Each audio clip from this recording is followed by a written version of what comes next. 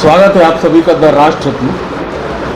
मध्य प्रदेश सरकार ने अपना 4,21,000 रुपये करोड़ का बजट जारी कर दिया है। प्रदेश सरकार का कहना है कि हमने सभी विभागों को पर्याप्त आवंटन रखा है। इसी के तहत पशुपालन विभाग को भी एक अच्छा बजट आवंटित किया गया है, जो कि विभाग की योजनाओं को कार्यान्वित करने में महत्वपूर्ण होगा। इसी के जानने के लिए आज हम आए हैं पशुपालन मंत्री श्री लखन पटेल जी के पास, और आइए उनसे जानने का प्रयास करते हैं कि जिस प्रकार से मध्य प्रदेश सरकार ने जो बजट आवंटित किया है, क्या उनके विभाग की योजनाएं हैं और इसे कैसे यूटिलाइज किया है। मंत्री जी, बहुत बहुत स्वागत है। बहुत बहुत धन्यवाद आपका। ये जो मध्य प्रदेश सरकार का सबसे पहले 4,21,000 रुपये करोड़ का बजट आया है, कैसे सर आप इसको देखते हैं? अभी तक का सबसे बड़ा बजट और सर्वस्पर्शी, सर्वव्यापी, सभी के हित का बजट। और ख़ास तौर से अगर मेरे विभाग की बात की जाए तो इस बार लगभग 400 करोड़ रुपया अधिक हमारे विभाग को बजट प्राप्त हुआ है, जिसमें अलग अलग योजनाओं के लिए अलग अलग बजट आवंटित किया गया है। मतलब लगभग 15.5% की बजट की बढ़ोतरी हमारे इसमें हुई है। हमारे यशस्वी मुख्यमंत्री डॉक्टर मोहन यादव जी का कहना है कि इन आने वाले 4 सालों में हम इसको दुगना कर देंगे, और जो हमारा 2047 में जो 100 साल होंगे तो उस समय हमारा बजट 2.5 लाख करोड़ से ऊपर का होगा।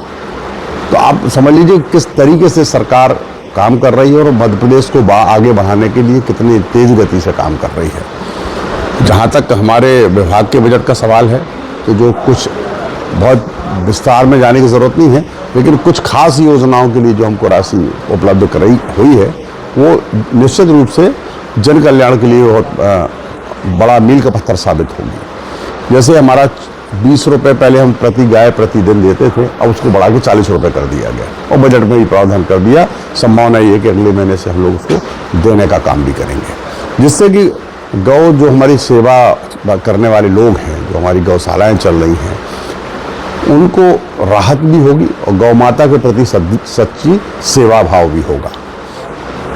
इसके साथ साथ किसान की आय बढ़ाने के लिए 5 रुपया प्रति लीटर बोनस देने की भी इसमें प्रावधान किया गया है, जो बहुत बड़ा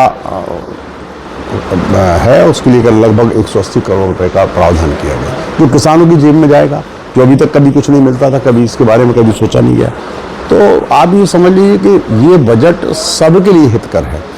अब दूसरा, एक हमको 117 करोड़ रुपए का बजट सिर्फ इसलिए मिला गौशालाएँ बनाने के लिए, परंतु हम जो निराश्रित गौवंश है उसको गौशाला तक पहुंचाने के लिए हमने एक दूसरी योजना बनाई है, जो 1-2 दिन में कैबिनेट में आ जाएगी, और कैबिनेट में आने के बाद वो मूल रूप में परिवर्तित होगी।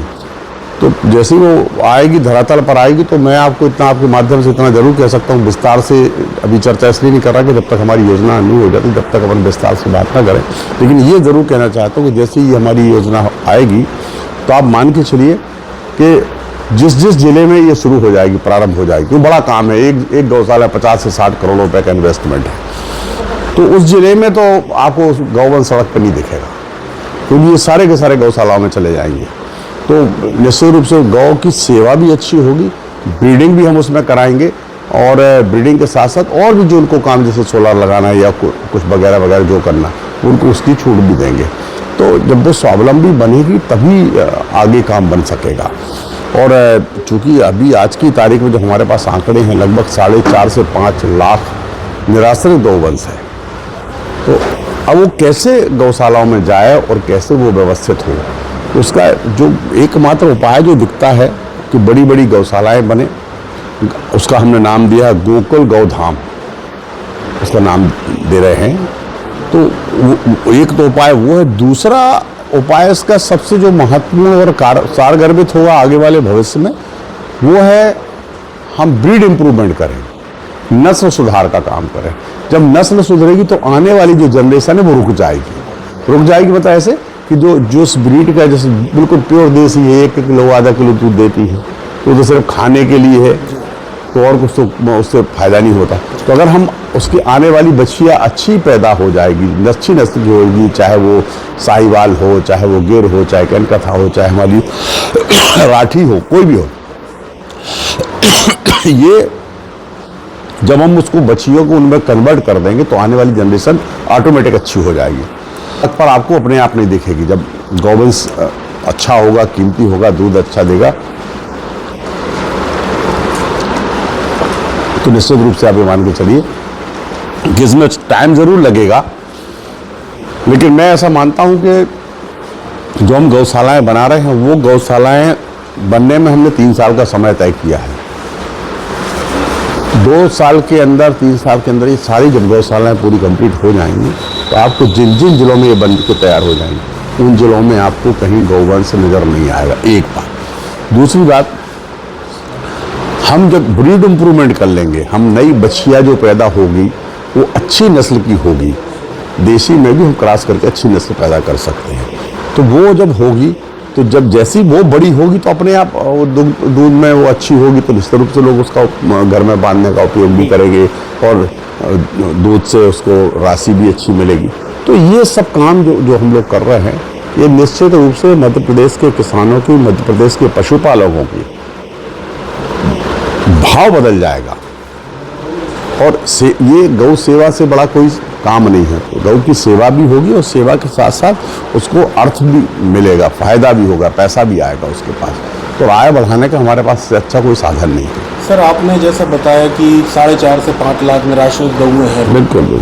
हम अक्सर देखते हैं हाईवेज पर गौवंश बैठा रहता है, खासकर ग्रामीण इलाकों में देखा, जहाँ से हाईवे गए पर ग्रामीण बैठे रहते हैं और ना उनको उठाने का काम किया जाता है, ना कोई ऐसी समितियाँ हैं। नगर पालिका क्षेत्रों में भी देखा गया है कि नगर पालिका के अधिकारी कर्मचारी भी निकल जाते हैं लेकिन गौवंश रहते हैं और एक्सीडेंट के गम। क्या कुछ पशुपालन विभाग की ऐसी योजना है नगर निगम, नगरीय इकाइयों और ग्राम पंचायतों के साथ मिलकर काम करने की, कि वहाँ पर एक समितियाँ या कोई एक ऐसा विभाग बनाया जाए जो हाका गैंग या इस तरह की कुछ योजना है? पिछली बार हम लोगों ने ये प्रयोग 6 जिलों में किया था। सक्सेस भी रहा, कई जगह थोड़ा सा कम प्रभाव भी रहा उसका। मुझे लगता है ये सब टेम्परेरी फेजेस हैं, टेम्परेरी व्यवस्थाएं हैं। ये परमानेंट सॉल्यूशन नहीं है। हाँक देंगे फिर वो कहीं जाके यहाँ से हटाओगे उधर बैठ जाएगी, तो ये समस्या का निदान नहीं है। ये मुझे लगता है कि ये तो थोड़ी देर की व्यवस्था हम ठीक कर सकते हैं, समस्या का निदान परमानेंट सॉल्यूशन हमको ढूंढना पड़ेगा, क्योंकि ये समस्या बड़ी समस्या है। और उत्तर प्रदेश में तो और हालत ख़राब है, क्योंकि वहाँ पे गौवंश ही 10 करोड़ से ऊपर है, तो वहाँ तो और बुरा हाल है। तो हम लोग ये हमने भी वहाँ की योजनाओं के बारे में भी पता किया कि वहाँ क्या कर रहे हैं। तो वहाँ जिस तरीके से कर रहे हैं तो वो सफल नहीं हुआ।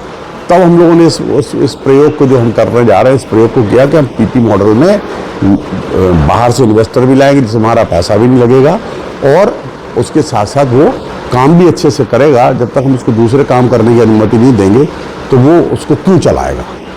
तो दूसरी अनुमति भी हम उनको दे रहे हैं, दूसरा काम करने की परमिशन भी दे रहे हैं और उससे वो उसको स्वावलंबी बनाएंगे और ब्रीड इंप्रूवमेंट भी करेंगे, बाकी चीज़ें भी करेंगे। तो निश्चित रूप से ये मॉडल बहुत सफल मॉडल होने वाला है। तो ये थे मंत्री लखन पटेल जी, जिनका कहना है कि गौ संवर्धन एवं गौ रक्षण हेतु विभाग पर्याप्त काम कर रहा है। इसके लिए एक विस्तृत बहुत बड़ी योजना है जिसके लिए बहुत बड़ा फंड भी रखा गया है। लेकिन चूंकि ये कार्य कोई छोटा कार्य नहीं है, बहुत बड़ा कार्य है, तो इसके करने के लिए 3 वर्ष का समय भी इसको करने के लिए सरकार ने और विभाग ने निर्धारित किया है। और आगे चलकर ना रोड पर गौवंश दिखेगा मध्य प्रदेश में और गौ माता की बहुत अच्छी सेवा होगी। साथ ही गौ माता एक आय का साधन भी मानी जाएगी, जिससे लोग उसे घरों में पालने से कतराएंगे नहीं, वरन उसे अपनाएंगे। आप देख रहे थे द राष्ट्र। धन्यवाद।